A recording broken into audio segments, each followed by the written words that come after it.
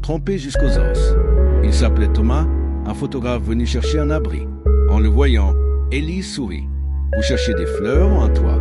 Il répondit en riant. « Peut-être les deux. » Ils passèrent quelques minutes à parler pendant que la pluie redoublait.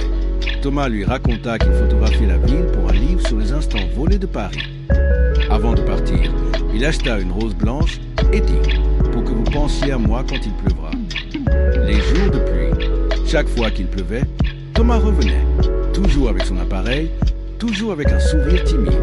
Peu à peu, leur rencontre devint une habitude, puis une évidence. Un soir, ils partagèrent un seul parapluie, marchant côte à côte le long de la Seine. Ce fut leur premier baiser, un baiser sous la pluie, comme une promesse silencieuse. Tant que le ciel pleuvra, je serai là.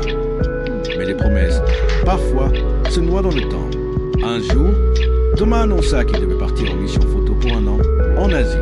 Il promit d'écrire, de revenir, de ne jamais l'oublier.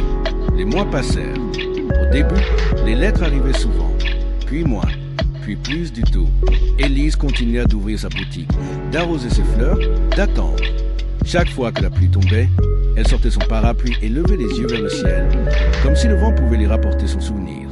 Un an plus tard, elle reçut un colis sans expéditeur. À l'intérieur, un vieil appareil photo, abîmé par le temps, et une seule photo. Elle, sous son parapluie rouge, un sourire ému, pris sans qu'elle ne s'en aperçoive. Au dos, quelques mots. Tu étais la plus belle lumière sous les orages. Thomas, l'amour, c'est parfois une saison. Il ne dure pas toujours, mais il laisse un parfum, une image, une trace que même le temps ne peut effacer. Ce n'est pas la durée qui compte, mais la sincérité de ce qu'on a vécu, même si la pluie finit toujours par cesser. Devinette du jour. Je suis invisible, mais je peux lier deux cœurs à des kilomètres. Je peux durer un jour, un an ou toute une vie. Quand je disparais, le silence fait mal.